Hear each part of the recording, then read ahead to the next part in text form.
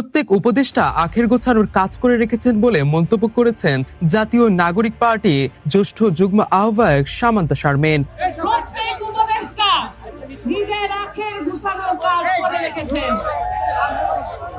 রোববার 12 অক্টোবর বিকেলে কেন্দ্রীয় শহীদ মিনারে এমপিওভুক্ত শিক্ষকদের অবস্থান কর্মসূচিতে একত্রতা জানিয়ে দেওয়া বক্তব্যে একথা বলেন তিনি। সামান্তা শারমিন বলেন যে বেতন সরকার শিক্ষকদের অফার করছে তাতে স্বাভাবিক একটা নিম্নবিত্ত পরিবারও চলতে পারে না। উদ্দেশ্য প্রণোদিতভাবে তারা আমাদের শিক্ষকদের নিম্নবিত্ত পর্যায়ে রাখতে চান। এ সময় এনসিপির নেত্রী আরো বলেন, অন্তর্বর্তী সরকারের প্রত্যেক উপদেষ্টা নিজের আখের গোছানোর কাজ করে রেখেছেন। শুধু তাই নয়, এই ইন্টারিম গভর্নমেন্টও আজ দেশের মানুষের বিরুদ্ধে দাঁড়িয়ে গেছে। তারা দেশের শিক্ষা ব্যবস্থার বিপক্ষে দাঁড়িয়েছে।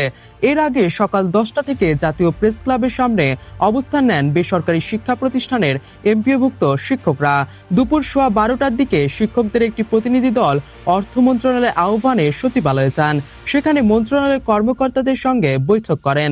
তবে সুনির্দিষ্ট আশ্বাস না পাওয়ায় এ বৈঠক ফলপ্রসূ হয়নি বলে জানান শিক্ষক নেতারা। দুপুর 1টার দিকে জাতীয় প্রেস ক্লাবের সামনে ফিরে এসে তারা দুটি ঘোষণা দেন।